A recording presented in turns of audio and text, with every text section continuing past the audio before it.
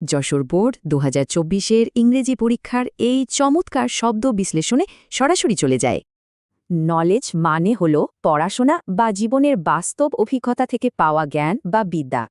প্যাসেজে ঠিক এভাবেই bookish knowledge বা শুধুমাত্র বইয়ের জ্ঞান বোঝাতে শব্দটি ব্যবহৃত হয়েছে। সমার্থক বা সিনোনিমস হিসেবে লার্নিং বা ইনফরমেশন শব্দগুলো পরীক্ষার জন্য সবচেয়ে মানানসই।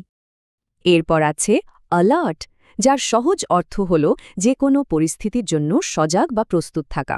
বোর্ড প্রশ্নে এটি ইন্টেলেকচুয়ালি অ্যালার্ট হিসেবে খুব সুন্দরভাবে বাক্যে ব্যবহার করা হয়েছে। এর বিপরীত বা অ্যান্টোনিমস হিসেবে ইনঅ্যাটেন্টিভ বা ডাল একদম পারফেক্ট। ভালো করে মনে রাখতে হবে। ল্যাটেন্ট মানে হলো এমন কিছু যা আছে কিন্তু এখনও লুকিয়ে আছে বা প্রকাশ পায়নি। যেমন বলা যায় লেটেন্ট ট্যালেন্টস বা মানুষের ভেতরে লুকিয়ে থাকা সুপ্ত প্রতিভা।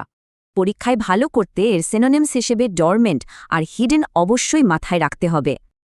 ট্যালেন্ট শব্দটি খুবই পরিচিত, তাই না? এর মানে হল জন্মগত বা বিশেষ কোনো দক্ষতা।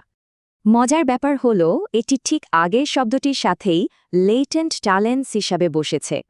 সমর্থক শব্দ বা সিনোনিমস হিসেবে এবিলিটি বা গিফট পরীক্ষার জন্য একদম সঠিক। মোর শব্দটার অর্থ সবারই জানা, অধিক, বেশি বা অতিরিক্ত কোনো পরিমাণ।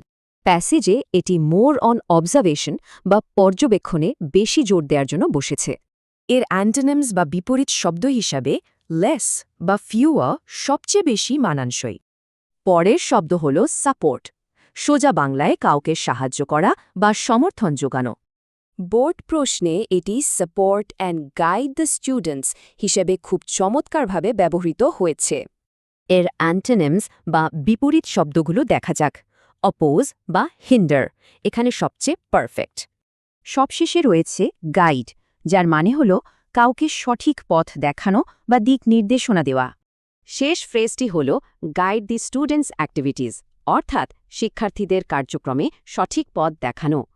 মিসলিড বা মিসগাইডের মতো অ্যান্টোনিমস আয়ত্ত করলে কি পরীক্ষায় দারুণ সাফল্য আসবে? অবশ্যই।